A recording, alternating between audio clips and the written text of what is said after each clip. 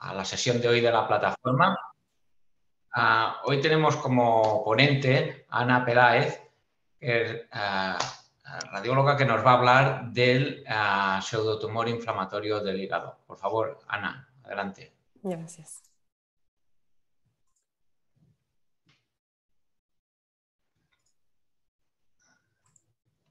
Hola, buenos días. Mi nombre, como decían, es Ana Peláez. Soy médica de la sección de abdomen del Hospital Sagrat Cor de Barcelona, y voy a hablar del pseudotumor inflamatorio hepático, una entidad mal conocida.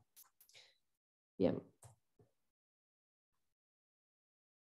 Bueno, ¿cuáles son los objetivos de esta sesión? Principalmente, identificar las características radiológicas de los pseudotumores inflamatorios hepáticos para su aproximación diagnóstica, mostrar distintos casos de pseudotumores inflamatorios confirmados y evaluar sus principales diagnósticos diferenciales, y mostrar los resultados actualizados de distintos grupos de trabajo acerca de los hallazgos más característicos de los pseudotumores inflamatorios.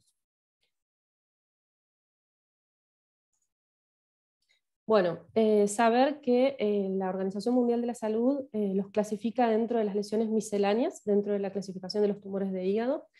Saber que son lesiones benignas, no neoplásicas, que no tienen capacidad de dar metástasis, y que están compuestas principalmente de un tejido fibroso, con una proliferación miofibroblástica, con marcada infiltración inflamatoria reaccional. Esta infiltración inflamatoria reaccional puede ser con un componente variable, pueden tener células plasmáticas principalmente, o linfocitos, histocitos, eosinófilos, neutrófilos o macrófagos. A lo largo del tiempo se los fue denominando con distintos nombres, algunos de ellos ambiguos. Se los ha llamado granuloma de las células plasmáticas, tumor inflamatorio miofibroblástico, histocitoma, fibrosantoma, hasta pseudolinfoma. Pero hay que saber que este grupo de pseudotumores fue desmantelado. Algunos tumores inflamatorios que sí comparten muchos puntos en común con los pseudotumores fueron separados de esta categoría. Los más importantes fueron el tumor inflamatorio o el miofibroblástico inflamatorio y los tumores de células dendríticas folliculares, los cuales no vamos a abordar en esta sesión, fueron separados del pseudotumor inflamatorio, ya que sí se vio que pueden dar metástasis y tener un componente maligno. En cuanto al tipo de lesiones, saber que son lesiones raras, como dije anteriormente, benignas, con una incidencia creciente. Digo una incidencia creciente, ya que si bien no hay muchos datos recabados en la literatura, y en general son la mayoría reportes de casos únicos, hay muy pocas series con grandes con casos, y esto de la incidencia creciente habla de que en general la incidencia viene creciendo y se viene duplicando cada 10 años en PubMed. Generalmente saber que el pseudotumor inflamatorio son lesiones únicas, la causa es desconocida, después vamos a hablar un poco de esto, más frecuente en adultos jóvenes, aproximadamente 50 años, de origen asiático, y tiene un predominio en hombres más que mujeres. Saber que la historia natural del pseudotumor inflamatorio siempre tiene un buen pronóstico, son lesiones benignas, y en general regresan espontáneamente o disminuyen de tamaño. En raros casos tienden a aumentar de tamaño o hasta recidivar. Pueden afectar cualquier órgano, principalmente afectan el pulmón y menos frecuentemente el hígado. Aquí he anotado una incidencia de un 0,7% de los casos. Esto lo reportan algunas publicaciones, pero realmente no se sabe una incidencia cierta de estos tumores. Muchas veces son subdiagnosticados, con lo cual no tenemos una certeza absoluta de la incidencia. En cuanto a la clínica de los pseudotumores inflamatorios, los pacientes pueden ser totalmente asintomáticos o tener síntomas que son completamente inespecíficos. Los principales son el dolor abdominal y la fiebre, puede haber también descenso de peso, y se puede acompañar de un síndrome inflamatorio en más del 50% de los casos, con aumento de la PCR y leucocitosis. El diagnóstico definitivo de los pseudotumores inflamatorios sigue siendo un desafío. Esto lo vamos a ir charlando a lo largo de la sesión. Y en cuanto al tratamiento, una vez diagnosticados o sospechados, se los puede tratar con antiinflamatorios no esteroideos, con corticoides, en algunos casos con antibióticos o sin tratamiento. La etiología, como dije hace un ratito, es desconocida. Se cree que se generan como una respuesta exagerada a una agresión particular, y hay distintas teorías tanto infecciosas, sobre todo la bacteriana, en pacientes con algún post-trauma o postquirúrgicos, con enfermedades autoinmunes, inflamatorias o neoplásicas. También se ha visto que se pueden asociar o relacionar a otras lesiones inflamatorias como la colegitis esclerosante, la fibrosis retroperitoneal o la enfermedad relacionada con IgG4. Esto lo agrego en mayúscula, bueno, perdón, en negrita, un poco más grande, porque hay algunos artículos que directamente ya clasifican al pseudotumor inflamatorio como relacionadas o no relacionadas con la IgG4. Bueno, aquí vamos a hablar un poco de los hallazgos radiológicos por resonancia. Aquí cito este artículo a manera de, digamos, como una excusa de introducción a las imágenes, que ya de por sí tienen un gran polimorfismo y son variables. Bueno, vamos a tratar de encontrar formas más típicas de este tipo de lesiones dentro de su rareza. Entonces, saber que son lesiones únicas, polimorfas, con un comportamiento completamente variable. Y aquí menciono el aspecto en target, que es lo que vamos a ir hablando. Bueno, en este artículo que cito, un grupo de expertos italianos hizo una revisión sistemática para obtener características epidemiológicas y radiológicas más típicas y que nos hagan indicar de un pseudotumor inflamatorio por resonancia. Ellos lo que han hecho fue, incluyeron 38 artículos de la bibliografía, de la literatura de PubMed, en los cuales habían 114 pseudotumores inflamatorios estudiados por resonancia magnética, y los compararon con 10 casos propios de pseudotumores inflamatorios que han tenido recabado desde 2015 a 2021. Ellos solo incluyeron los casos que tuvieron resonancias con secuencias T1, T2, T1 post-contraste, difusión, y que fueran pseudotumores inflamatorios comprobados, y encontraron algunos patrones más típicos, los cuales vamos a ir ahora mencionando, por resonancia magnética. El contraste que usaron fue el contraste patoespecífico, el Primo-Vist. En este cuadro, entonces, lo que quiero hacer, lo que ellos hicieron entonces fue comparar sus propios casos con los casos de la literatura.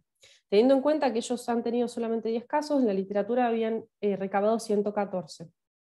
En rojo podemos ver en el mismo cuadro, aquí, estos son los datos recabados de la literatura, y en amarillo los datos recabados en su propio estudio.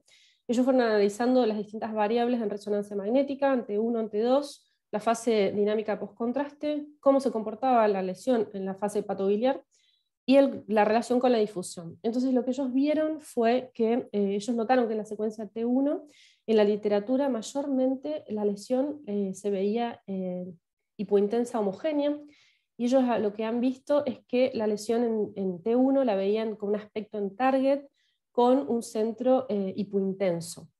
En el T2 sí coincidieron relativamente.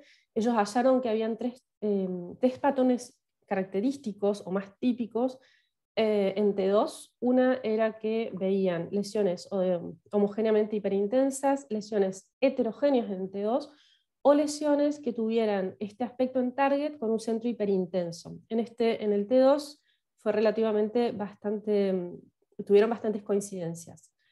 En relación al uso del contraste, ellos, los italianos, vieron que en su serie de casos las lesiones tenían un comportamiento, un realce de aspecto en target con un centro generalmente hipointenso. En cambio, en el grupo de la literatura, de los 114 casos, lo que sí han visto es que o bien el realce era heterogéneo, o sí compartían y tenían algún aspecto en target con un centro hipointenso. Con respecto al contraste patobiliar, lo que vieron el grupo de italianos fue que en el 100% de sus casos la lesión era hipointensa en fase patobiliar. En cambio, a diferencia de la serie de la literatura, vieron que sí tenía como un aspecto tarqueroide, y ellos lo atribuyeron a una mala interpretación de las imágenes, y decían que esa captación, que había una captación en anillo, se debía a un parénquima comprimido. En cuanto a la difusión, vieron que los italianos vieron que en el 100% de los casos tenía un aspecto en target también, con un centro hiperintenso. En cambio, en la literatura se vio que generalmente eran definitivamente hiperintensos y homogéneos. Entonces, con esto, ¿qué vamos a decir y qué concluyeron ellos? Que el pseudotumor inflamatorio tiene un gran polimorfismo, Pero cuando nosotros veamos lesiones que tengan aspecto en target, tanto en T1, T2, sean hipointensos en fase hepatobiliar y además tengan IgG4 los pacientes positivos en plasmas, siempre hay que incluir y evocar el diagnóstico de pseudotumor inflamatorio. Podría ser más probable que en otros casos. Vieron que el seguimiento con resonancia mostraba generalmente resolución de la lesión o reducción de su tamaño con deshidratación y cambios de señal en la lesión. El diámetro promedio aproximadamente de la lesión fue de 3 centímetros y ellos vieron que en el 54% de los casos había síntomas, principalmente el dolor abdominal y la fiebre. Y en el 46% de los casos los pacientes tenían IgG4 positivo en plasma. Aquí, esto es un caso de ellos, en donde lo puse simplemente para mostrar cómo es que ellos veían el aspecto en target, en las lesiones, ellos veían tanto en T2 como en difusión este aspecto en target. Ellos vieron que tenían un centro hiperintenso en T2 y en difusión. En T1 también vieron más frecuente este aspecto en target con un centro hipointenso. Y en la fase arterial veían también un realce en target con centro hipointenso, y en la fase hepatobiliar o hepatodeficitaria la lesión era hipointensa. Ahora vamos a ir viendo distintos casos. Estos sí son casos nuestros, en donde vamos a ir viendo desde las lesiones más típicas, si uno quisiera, hasta lesiones y patrones menos frecuentes de este tumor. Este es el caso de una mujer de 57 años que había sido operada o intervenida en un liposarcoma retroperitoneal en el año 2018. Un año después se hace una resonancia de control en donde se halla una lesión hepática. La señora tenía ligeramente elevada la PCR y los marcadores eran negativos, tumorales negativos. Entonces, en este caso se vio una lesión en el T2 que era ligeramente hiperintensa, sí tenía este comportamiento en target que venimos recalcando, con un centro hiperintenso. Vemos que en difusión era parecida y también tenía este aspecto en target, la lesión no restringía francamente en difusión. En el comportamiento de señal, con el realce lo que veíamos era que se trataba de una lesión espontáneamente hipointensa sin contraste, y que iba realzando también en target, en fase arterial. Vemos este aspecto característico de que define este grupo, y vemos además un trastorno de las perfusiones perilesionales a la lesión.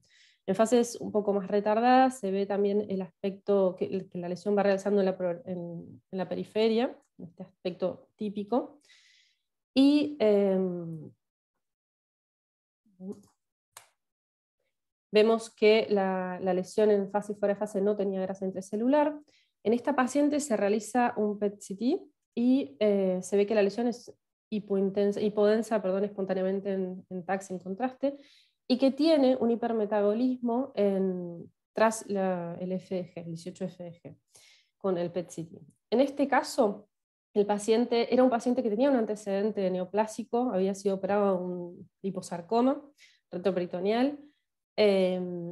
Se llevó el caso a comité y se decidió intervenirlo quirúrgicamente. Se trató de un pseudotumor inflamatorio. Entonces, en el contexto de un paciente oncológico, lo primero que uno va a pensar, por supuesto, es que se trata de una metástasis, si bien no son frecuentes en el hígado en este tipo de neoplasia, es lo primero que uno en general como radiólogo va a pensar. Aquí vemos otro caso de una mujer de 46 años. Esta mujer tenía abscesos recidivantes sin ninguna puerta de entrada. Consultaba por un dolor en flanco derecho, con un síndrome inflamatorio y alteración del estado general, tenía descenso de peso, había tenido febrícula. Se le hace un TAC a esta paciente en donde se ve que la lesión es espontáneamente hipodensa en el segmento 6 y tiene un realce en target, en fase portal, como venimos hablando. Estos son los patrones más característicos dentro de su rareza que vamos a ir encontrando. Habían algunos ciertos trastornos de la perfusión perilesional. Por supuesto que en esta paciente se pensó que se trataban de abscesos, y debido a la clínica del comportamiento y por el carácter recidivante de los abscesos se decide realizar una biopsia que terminó confirmando un pseudotumor inflamatorio. Aquí vemos otra paciente que consultaba por dolor abdominal específico. Se descubre una lesión hepática en el segmento 6 en ecografía y se completa con resonancia. Aquí vemos también, este es un caso del Hospital San Pau, en donde vemos una lesión focal hepática en el segmento 6, que era hiperintensa y heterogénea en T2, y tenía un realce heterogéneo y progresivo en la fase portal, sobre todo más marcado en la fase retardada. Por el comportamiento indeterminado de esta lesión se decide realizar una intervención quirúrgica que terminó confirmando un pseudotumor inflamatorio. Esta misma paciente se realiza un año más tarde una resonancia de control en donde se observa, bueno, aquí vemos el tratamiento, los cambios postquirúrgicos de la lesión del segmento 6 y donde se observa que aparece una nueva lesión en el segmento 7. En este caso la lesión era hiperintensa, tenía un aspecto en target en el TEO-FAT-SAT, y vemos que además también tenía un aspecto en target, si uno quisiera, en las fases post-contraste. Debido al antecedente de esta paciente, haber tenido un pseudotumor inflamatorio previo, de no haber tenido ninguna neoplasia en su contexto, se decide empezar a tratar con corticoides y se realiza un control luego del tratamiento, 4 meses después, en donde se ve que la lesión claramente tiene una disminución de tamaño y un cambio de señal. Este cambio de señal secundario a la deshidratación. Vemos que en el T2 ya no tiene un aspecto en target tan característico como venimos hablando, y además, con contraste, no tiene el aspecto de realce en target, y en T2 vemos que no es tan hiperintensa como en el estudio, o sea, como en el estudio previo, sino que ya se lo ve más hipointensa. Acá vemos otro caso, una paciente de 63 años que había sido intervenida en una DPC por un TMPI mixto en 2008. Se halla una lesión hepática y la paciente había tenido y había consultado por febrícula. Entonces, aquí se le realiza un TAC, se ve una lesión mal limitada, infiltrante en el lóbulo hepático izquierdo. La lesión tenía poco realce en fase venosa y quizás era un poco más marcado en la fase retardada. Tenía algunos compromisos de vasos portales subsegmentarios y había dudas si contactaba con el antro gástrico. Este tipo de realce en estos pacientes, un realce más de tipo fibroso, más marcado en la fase retardada, nos evoca un tumor maligno. La paciente además presentaba un síndrome inflamatorio y se realiza una resonancia donde se observa que la lesión era francamente hipointensa en el T2 y en el T1 sin contraste, y que presentaba este realce que era progresivo y más marcado también en la fase retardada.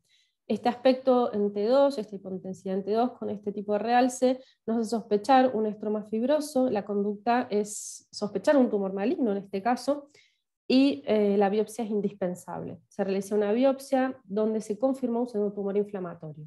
En este caso se realiza un TAC de seguimiento a los 2 años que mostró un aspecto estable de la lesión. Aquí vemos otro caso de un paciente que se descubre también una lesión hepática. Este paciente, aclarar que no tenía enfermedad crónica del hígado, se descubre una lesión en el segmento 6, subcapsular, heterogénea, multiseptada, si uno quisiera decirla, cual tenía un realce periférico y progresivo también, que nos evocaba un componente fibroso. Se acompañaba de un discreto trastorno de la perfusión perilesional. Se decide realizar una biopsia a este paciente, el cual también confirma que se trató de un pseudotumor inflamatorio con tejido necrótico sinófilo, acelular rodeado de una cápsula fibrosa que albergaba un infiltrado inflamatorio. Aquí muestro este caso, un pseudotumor inflamatorio confirmado, descubierto en un paciente de 51 años por descenso de peso y fiebre. Este caso lo puse para demostrar que el realce es variable. El realce puede ser homogéneo, heterogéneo, pueden presentar septos en su interior, el realce puede ser periférico, puede ir llenándose, puede ser en target, pero siempre es constante, y el realce en general siempre está. Saber que el tratamiento de esta lesión no es quirúrgica, estamos hablando de una lesión benigna, y que la evolución suele ser la regresión espontánea con o sin tratamiento. Aquí vemos otro caso de un paciente que tenía hepatopatía crónica, era cirrótico alcohólico y tenía virus de hepatitis B, que se realiza un control en donde se realiza un TAC, en donde se observa que el paciente tenía un hígado dismórfico, tenía hipertrofia del lóbulo izquierdo y del caudado, de los contornos lobulados. Entonces se encuentra un nódulo subcapsular en el segmento 7, heterogéneo, con algunas zonas hipodensas centrales, que realzaban en la periferia desde el tiempo arterial y que persistían realzando en fase portal y retardada. Este paciente es similar al paciente del caso que vimos hace un ratito, del caso 5, pero el contexto es diferente. Este paciente tenía cirrosis. Este nódulo no tiene un comportamiento típico de hepatocarcinoma y se decide biopsiar. La biopsia terminó confirmando un colangiocarcinoma. Los diagnósticos diferenciales los vamos a ir viendo a lo largo de la sesión. Aquí vemos otro caso de una paciente que se realiza un TAC por dolor abdominal y se descubre una lesión en el hígado izquierdo, de crecimiento exofítico, tenía contornos netos y lobulados, era espontáneamente hipodensa en la fase sin inyección de contraste, iba realzando también en fase progresiva y más marcada en fase retardada. Esto nos hablaba de una naturaleza fibrótica de la lesión. Se realiza una biopsia de este paciente y el resultado fue un tumor fibroso solitario, sin criterios formales de malignidad. A saber, bueno, que el tumor fibroso solitario es un tumor raro, pero de origen mesenquimático. Es uno de los posibles diagnósticos diferenciales del pseudotumor inflamatorio. Ten en cuenta que estamos hablando de otro tumor raro. En general tienen formas más benignas que malignas, pero la resección quirúrgica es de elección, a diferencia del pseudotumor inflamatorio. Entonces aquí vemos otro caso que, si bien nos puede hacer pensar en un pseudotumor inflamatorio, no nos puede ser definitivo el diagnóstico.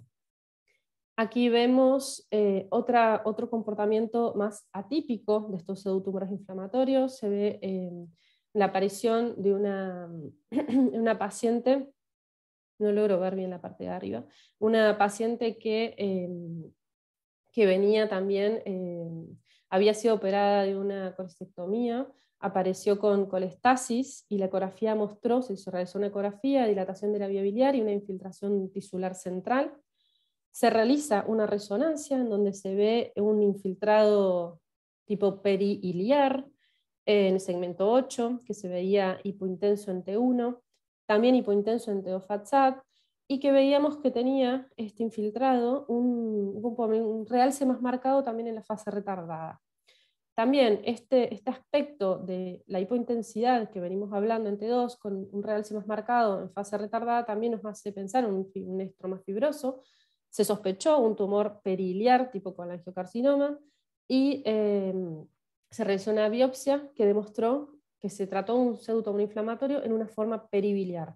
Este es otro tipo de patrón, no tan característico de los pseudotumores inflamatorios y bastante más raro dentro de su rareza. Aquí vemos otro paciente que había consultado, creo que por febrícula, dolores abdominales específicos. Se realiza un TAC en donde se ven quistes peribiliares. El paciente, un año más tarde, presenta colestasis. Este fue el TAC de un año más tarde. Y en este nuevo estudio se observó un área tisular de entre los quistes que se veían anteriormente. Se realiza una resonancia en donde se ve este tejido de partes blandas en el lóbulo hepático izquierdo, alrededor de la vía biliar. Era hiperintenso en T2 e hipointenso en T1, y se observaba un realce más marcado, periquístico, si uno quisiera decirlo, en fase retardada. Había ausencia de dilatación de la vía biliar, y sí había un poco de compresión de la rama portal izquierda. En este caso, la conducta a seguir, frente a la presencia de este área tisular entre estos quistes del lóbulo hepático izquierdo que venían siguiendo, se realizó una biopsia que confirmó también un pseudotumor inflamatorio en una forma linfoplasmocitaria. Entonces, los pseudotumores inflamatorios, como decíamos, peribiliares, son más raros, es un patrón menos característico de este tipo de tumores. Se descubren generalmente frente a una ictericia con un patrón colestásico. Los síntomas siguen siendo completamente inespecíficos. En la anatomía patológica vemos estos infiltrados inflamatorios. El que domina es más linfoplasmocitario en este tipo de casos. A veces pueden llegar a provocar destrucción de vía biliar y extensión intrahepática, pero este tipo de pseudotumor inflamatorio nos obliga, por supuesto, a descartar tumores biliares como el colangiocarcinoma o algunas metástasis que pueden llegar a tener este comportamiento. Saber que el contexto es fundamental, ya que los pseudotumores inflamatorios son muy raros y siempre deben ser evocados luego de la exclusión de otras hipótesis. Otras hipótesis, tumores malignos, porque nos pueden hacer parecer que se trata de tumores malignos. La biopsia es obligatoria y frente a la ausencia de células malignas en este tipo de casos debe repetirse. No hay datos concluyentes en la bibliografía sobre este tipo, ya que generalmente, como decía anteriormente, o bien son reportes de casos o los excluyen de las series de los casos a los pseudotumores peribiliares, inflamatorios peribiliares. Aquí vemos este caso, es un caso de la literatura, ya que yo no tenía de pseudotumores inflamatorios múltiples. Es un caso de la literatura y lo puse para demostrar también que los pseudotumores inflamatorios múltiples son raros también. Es otro patrón no tan característico de los mismos. Este era un señor de 70 años que tenía una colegitis biliar primaria y una artritis reumatoidea. En un control de rutina se hallan múltiples lesiones en una ecografía, y este paciente unas semanas antes había presentado febrícula. Entonces se realiza la eco y se descubren múltiples lesiones con este mismo aspecto en target que venimos hablando anteriormente. Se realiza este estudio en donde se confirman que las lesiones son hipodensas y que también tienen aspecto en target, y se van viendo en todas las fases el aspecto.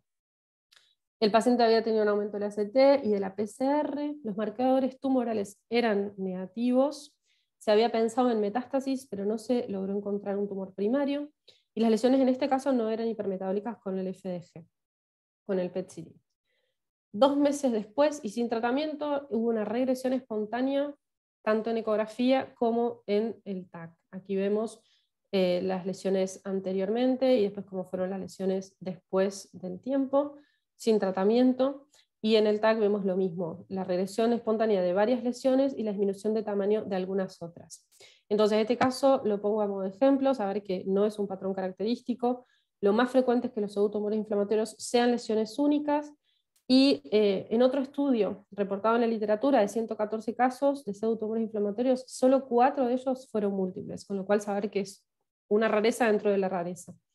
Y bueno, además que en este caso es muy difícil poder diferenciarlo de metástasis, por supuesto. Entonces, los diagnósticos diferenciales que uno tiene que tener en la cabeza, o que principalmente es lo primero que un radiólogo va a pensar cuando se encuentra ante este tipo de lesiones, son el colangiocarcinoma, los abscesos, las metástasis, son los más frecuentes. Dependiendo del tipo de realce, uno va a evocar principalmente el colangiocarcinoma. Si el paciente, por supuesto, tiene fiebre y está séptico, uno va a pensar primero en un absceso, y si el paciente tiene un contexto de neoplasia, lo primero que vamos a pensar también es que se trate de metástasis. Entonces, el contexto, como decimos, es fundamental, porque como dije anteriormente, y vuelvo a repetir, son tumores muy raros, y siempre uno los tiene que pensar después de poder excluir estas otras hipótesis, como estos tumores que son, por supuesto, más frecuentes y encima malignos. Bueno, aquí yo quería hablar un poco sobre el valor de la ecografía con contraste en el diagnóstico de los pseudotumores inflamatorios. Realmente hay poco en la bibliografía, y aquí quiero citar un trabajo que evaluó la utilidad de la ecografía con contraste para intentar mejorar la capacidad de diferenciar los pseudotumores inflamatorios de los tumores malignos. Este fue un grupo también creo que de médicos chinos eran estos, que realizaron ecografía de contraste en 44 pacientes con pseudotumores inflamatorios confirmados. Ellos utilizaron el Sonoview. Ellos llegaron a la conclusión de que en los 44 pacientes con pseudotumores inflamatorios confirmados encontraron 3 tipos de realce diferentes. El realce podía ser homogéneo, heterogéneo, podían tener un realce en anillo, y vieron que en el 66% de los nódulos tuvieron un lavado de los 60 segundos, un 40% de los nódulos tenían un lavado rápido en la fase arterial tardía, aproximadamente los 30 segundos, y todos los nódulos fueron hipocaptantes en las fases venosas y portales. Ellos concluyeron que la ecografía con contraste no fue suficiente, no es suficiente para poder diferenciar el pseudotumor inflamatorio de otros tumores malignos, sobre todo el colangiocarcinoma y las metástasis. Aquí vemos otro caso en una paciente en donde se ve la aparición de un nódulo hepático único en en una paciente que no tenía alteración de la analítica ni síndrome inflamatorio. Esta paciente había sido intervenida de un aneoendometrio unos años antes, y lo que vemos aquí es una lesión única en el segmento 8, que era hipovascular, con el contraste, y el aspecto era un aspecto muy evocador de una metástasis hepática, teniendo en cuenta el contexto de la paciente. Pero existían algunas atipías. La lesión era una lesión única, y además las metástasis de origen endometrial en hígado son raras. Se realiza una resonancia en esta paciente en donde se ve que la lesión es discretamente hiperintensa en T2 y ahí no se trataba de un quiste. Vemos que la lesión era hipointensa inespecífica en T1 y vemos que el contraste con gadolinio era idéntico al TAC. La lesión era vascular y podría llegar a haber presentado un leve realce en la periferia en la fase retardada. Se realizó una ecografía de contraste a esta paciente en donde la lesión aparecía bien hipoecogénica y bien delimitada, sin señal Doppler en el modo B, y era avascular después de la inyección de contraste. Tenía un fino realce en la fase retardada periférico. Este aspecto es un aspecto típico del nódulo necrótico solitario, y entonces, aunque el contexto oncológico de la paciente nos prohibía un seguimiento simple, se realizó una biopsia que sí confirmó un nódulo necrótico solitario. Entonces, para hablar un poquito del nódulo necrótico solitario, traigo este tema a esta clase. ¿Por qué? Porque hay algunos artículos que citan que el nódulo necrótico solitario es un estado crónico, no activo y encapsulado del pseudotumor inflamatorio. Esto no es así en todos los casos, ya que la etiología todavía de estos nódulos sigue siendo incierta, y hay algunas teorías que, por ejemplo, hablan de que el nódulo necrótico solitario es una necrosis de mangiomas esclerosados, que son secuelas de infecciones parasitarias o necrosis paulativas de tumores malignos del tracto digestivo, y algunos casos mencionan de que puede ser un estado crónico en forma no activa de un pseudotumor inflamatorio. Por eso que los traigo aquí. Saber que estos nódulos necróticos son generalmente únicos también, son benignos, son de pequeño tamaño, asintomáticos, y la anatomía patológica principalmente tienen abundante necrosis central encapsulada y pueden estar rodeados por una pared fibrohialina. Estos, al igual que el pseudotumor inflamatorio, pueden estar estables en el tiempo, disminuir, pueden hasta calcificar y hasta aumentar de tamaño, algo más raro. Entonces, las características imagenológicas se explican por su histología. Su necrosis central nos habla de lesiones que son hipoecogénicas, hipodensas o hipointensas, tras inyección de contraste en los distintos métodos. En el T2 pueden ser variables según el grado de hidratación del material que tenga, del componente necrótico. Y el realce puede tener un realce en anillo constante y más frecuente en tiempo tardío, que es la cápsula esta fibrosa de la cual disponen esta pared fibrohialina. Y el aspecto, sí, en estos casos de ecografía con contraste es muy evocador, pero si son múltiples es muy difícil diferenciarlos de metástasis.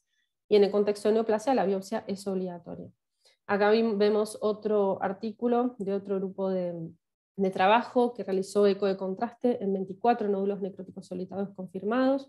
Vieron que 11 casos de los 24 no tenían realce, 13 casos tenían un realce en anillo y nunca hubo realce dentro del nódulo.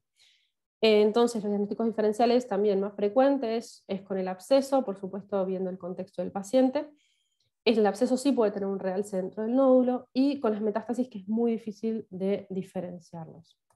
Entonces, para concluir, los pseudotumores inflamatorios, saber que son una entidad benigna, de etiología incierta y mal conocida, generalmente por nosotros los radiólogos y hasta a veces también por los patólogos. Que quede bien claro que la lesión es una lesión polimorfa de comportamiento variable.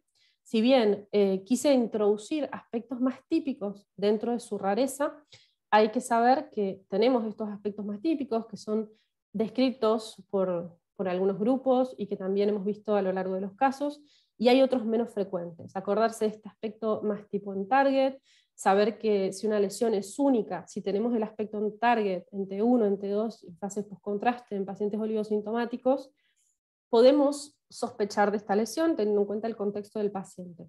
Saber que hay otros patrones de conducta de la lesión menos frecuentes, como por ejemplo que sean múltiples, que recidiven, como hemos visto en un caso también, o que aumenten de tamaño. Esto es menos frecuente, o que sean tumores pseudoinflamatorios peribiliares. Saber que la resonancia puede jugar un papel crucial en el diagnóstico, pero no definitivo. En este caso hablo de la resonancia, pero saber que muchos artículos y muchas publicaciones han visto que tanto la resonancia como el TAC tienen casi la misma especificidad y sensibilidad. Generalmente las lesiones tienen un patrón muy similar tanto en resonancia como en TAC. La eco de contraste no resulta suficiente para diferenciar los pseudotumores inflamatorios de tumores malignos, que el diagnóstico sigue siendo para nosotros un desafío y que por esto la biopsia siempre es imprescindible o generalmente es imprescindible. Bueno, muchas gracias por su atención. Muy bien, muchas gracias a ti, Ana, por esta excelente presentación, muy ilustrativa y con casos muy representativos, ¿no?, de la variedad de la apariencia de este tipo de tumor, que como muy bien has mostrado, debemos sospecharlo cuando se trata de una lesión única con apariencia en diana y en el contexto clínico adecuado, ¿no? Este sería un poco el mensaje principal. Hay varias preguntas en el chat de Salva. Te voy a ir leyendo las preguntas, ¿vale, Ana?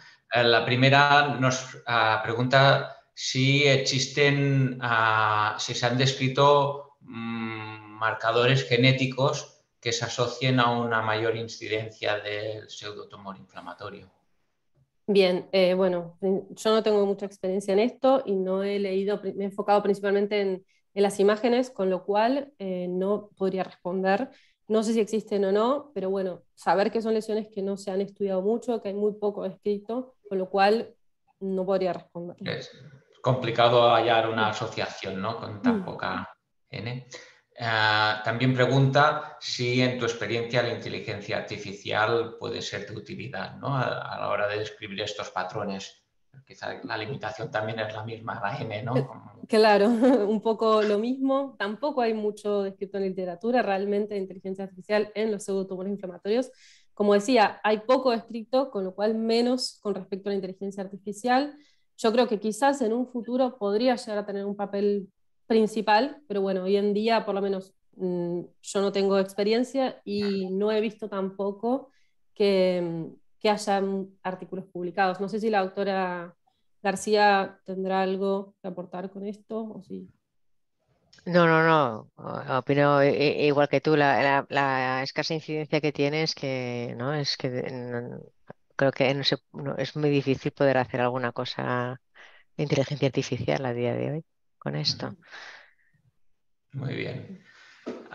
Otra pregunta, ¿has mostrado algún caso de PTC? Y Salva pregunta, en tu opinión, si el PTC o el PTRM podría ser útil en la valoración del pseudotumor inflamatorio, teniendo en cuenta que la RM también suma hallazgos Sí, bueno, diferenciales. que yo sepa que pueda ser útil o no, no lo puedo contestar tampoco. Saber que bueno, la anatomía patológica también de este tipo de tumores es variable y depende de qué tipo de componente inflamatorio tenga, también la imagen va a ser variable, con lo cual, cómo se comporte con el 18-FDG, yo creo que va a terminar siendo variable de todas formas, pero no he encontrado tampoco artículos que se refieren al PET-RESO, con lo cual tampoco puedo.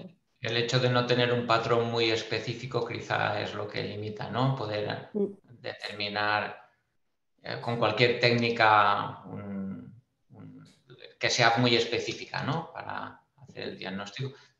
En relación a esto también hay varias preguntas de Salva acerca de la elastografía, de la espectroscopía o de técnicas de difusión avanzada como LIDIM.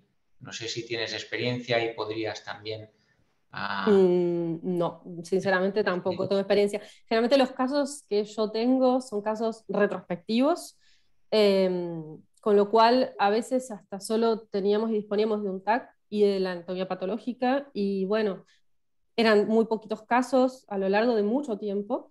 Entonces, los casos en general que yo tengo en mi experiencia eran casos incompletos, con lo cual mucho menos posibilidad de realizar espectroscopia o resonancia de difusión imposible. No, no y Hay una pregunta también, una línea también quizá a partir de ahora, ¿no? Que a lo mejor nos servirá para conocer mejor este tumor, es el uso del TAC con energía, el TAC espectral, ¿no? Que quizá pueda decir, ¿no te parece? Puede definir también estos patrones de realce, similar como con la RESO. ¿Crees que puede ser útil esto? Creo que puede ser útil también, pero nada cierto, con lo cual no puedo terminar de concluir con... Complejo, complejo. Como última pregunta que hay en el chat con Salva, ¿cuáles son los retos de futuro en la elaboración del pseudotumor inflamatorio hepático? ¿No? ¿Qué te Bueno, parece? como decíamos, yo supongo que habrá que tener más casos en la literatura o algún estudio con series más completas de casos, eh, series o quizás estudios prospectivos, más difícil aún, pero los cuales uno puede hacer distintos métodos y poder llegar a hacer un seguimiento. Yo creo que por ahí, teniendo casos, sí sería más fácil. Tanto con la radiómica o la inteligencia artificial, pero en este caso, siendo un tumor tan raro, subdiagnosticado generalmente o no pensado por nosotros y además tampoco tan conocido por los patólogos, ya resulta difícil con tumores que son más frecuentes. Supongo que con estos terminará siendo más difícil. Esperemos que en algún momento quizás algunos grupos asiáticos nos den algún tipo de información de la cual nosotros hoy no disponemos. Muy bien. Hay varias felicitaciones en el chat de Jan Soto, Silvia Llaneras, Carlos Alexander y también Damián Gil, que felicita por la fantástica charla. Y en la línea de esto que comentabas, que también es un poco desconocido por los patólogos, ¿no? Yo creo que quizá puede ser que esté algo infradiagnosticado, yo no lo sé, si es difícil desde el punto de vista anatomopatológico también hacer el diagnóstico, ¿no? Si hay dudas. Y él pregunta, pone la clasificación de la WHO, en la quinta edición dice que el pseudotumor inflamatorio y tumor fibroblástico son lo mismo. ¿Esto ha cambiado? ¿De dónde sale? Bueno, en general, por lo que yo sí estuve viendo, es que el tumor miofibroblástico inflamatorio antes sí se creía que formaba parte de los pseudotumores, pero como se ha visto que sí tienen capacidad de dar metástasis, muy infrecuentemente se los ha separado de categoría. Por lo menos eso es lo que yo recabo de la literatura, ¿no? Y una pregunta más. El hecho de que algunos se asocien a la IgG4 y otros no, ¿es que los que se asocian es la misma entidad o por qué unos se etiquetan como pseudotumor asociado a IgG4 y otros no? ¿O es que se le está llamando a lo mismo de la misma manera? No, no lo sé, es mi pregunta. Quizá tendrían que responder un anatomopatólogo esto, ¿no? Bueno, sí, en general, por lo que también he estado leyendo, es que se ha visto una fuerte asociación con la IgG4 positiva en plasma, pero todavía no hay, digamos, si bien hay algunos artículos que lo clasifican relacionados o no con la IgG4, tampoco tenemos tanta información por el mismo motivo que venía mencionando anteriormente. Muchos de los casos son retrospectivos y es difícil, pero supongo que sí, que se los está relacionando y como mencioné en en este artículo, en este estudio, en este grupo de 10 casos de este grupo italiano, hasta en el 46% de los casos tenía una asociación con IgG4, que es un valor bastante alto. Si bien son pocos casos, es un valor bastante alto, con lo cual creería que sí, que se está asociando cada vez más. Muy bien. Pues no hay más preguntas en el chat. Yo doy paso a la experta, a Ángeles García Criado, que seguro que tiene que añadir algún comentario, alguna pregunta. No, yo sobre todo felicitar a Ana, la verdad es que ha sido una charla espectacular, ¿eh? Bueno, es un tema difícil porque son casos aislados y bueno, creo que ha sido muy ilustrativo la charla, la verdad es que fenomenal. Yo suelo comentar así el aspecto tan heterogéneo del tumor. Claro, es difícil saber porque como todos son solo casos aislados, pero es posible que sean fases de la misma, ¿no? Que el mismo tumor tenga diferentes fases y depende en la fase en la que la veas, lo veas de una forma u otra. Es posible que todos sean primero heterogéneos y luego se hagan la forma tarjetoide, ¿no? No sé, bueno, eso es difícil de saber, pero No sé si tú has visto en algún caso que cambie de un aspecto a otro. No he tenido un seguimiento de estos pacientes. Sí he mencionado un caso de un paciente de San Pau, en el cual el paciente, bueno, fue intervenido quirúrgicamente y luego ha aparecido un tumor nuevo. En este caso, en la resonancia de control, lo que sí se ha visto es que ha cambiado, sus características ha variado, pero bueno, en un paciente tratado con corticoides. Mm, Sí, el real C en general ya no era tan targetoide y además no era tan hiperintenso en T2, sino que era más bien heterogéneo y más hipo que hiper. Este es algo que, bueno, se está analizando porque tampoco hay tanto seguimiento de estos pacientes, pero se ha visto que sí, que cambian en general. Pero bueno, en este caso particular que yo menciono, el paciente había estado tratado con corticoides, con lo cual no mm, había sido expectado. ujú. Sí, Muy sí. bien. Y otra pregunta que te quería hacer yo aprovechando que tienes experiencia, ¿cómo se comportan estos, aparte de la forma peribiliar, en principio cuando se encuentran con un vaso, lo envuelven, lo desplazan? Bueno, en general, el comportamiento también es variable. Hasta se han descrito, bueno, en anatomía patológica, casos de trombosis o de flebitis de ramas de la porta, por ejemplo. Pero bueno, en general no tengo tanta experiencia tampoco. Pero bueno, por lo que hemos visto en los casos, no tienden a invadir los vasos. Son tumores que Mm, se comportan como un comportamiento benigno. muy bien. Perfecto. Ángeles, no sé si tienes nada, algo más que añadir. Si no, doy paso a palabra a Salva, que seguro que quiere concluir la sesión. Vale. Salva. Bueno, muchísimas gracias, Víctor, por tu moderación. También gracias, Ángeles, por tus comentarios como experta. Y Ana, yo creo que ha sido espectacular. Siempre es un desafío para todos en cada área del cuerpo los tumores inflamatorios y tú nos has ayudado con esta visión global y una actualización de la literatura. O sea, muchísimas gracias. Ya sabes que siempre hago un pequeño resumen. Yo creo que en lo que nos has dicho, sobre todo nos has dado dos consejos. Pese a la rareza, la dificultad, lo del eje 4, que si la reso y tal, y el comportamiento benigno, nos has dicho dos consejos. Primero, diagnóstico diferencial, acceso, colangio y metástasis. Segundo, pensar en el pseudotumor inflamatorio cuando veáis una lesión única que no tiene antecedentes de una otra neoplasia primaria o de un componente febril o que haga pensar en un acceso. Y estos dos consejos nos has dado. No sé si te parece bien este pequeño resumen, Ana. Sí, sí, perfecto. Principalmente, bueno, saber que existe este tipo de tumor y que siempre relacionarlo con el contexto del paciente y una vez descartados las hipótesis más probables, sospecharlo. Sospecharlo porque yo creo que la incidencia viene creciendo, con lo cual si nosotros lo sospechamos va a ser, quizás tengamos más casos. Perfecto. Bueno, pues muchísimas gracias, Ana. Seguro que seguimos este tema contigo en el futuro.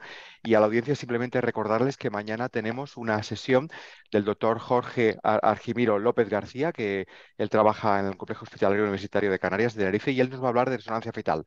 Resonancia fetal mañana, estáis todos invitados. Que tengáis un buen día. Gracias, Ana, gracias, Ángeles, y gracias, Víctor. Nos vemos mañana. Un Hasta saludo a todos. luego. Muchas Adeu. gracias, adiós.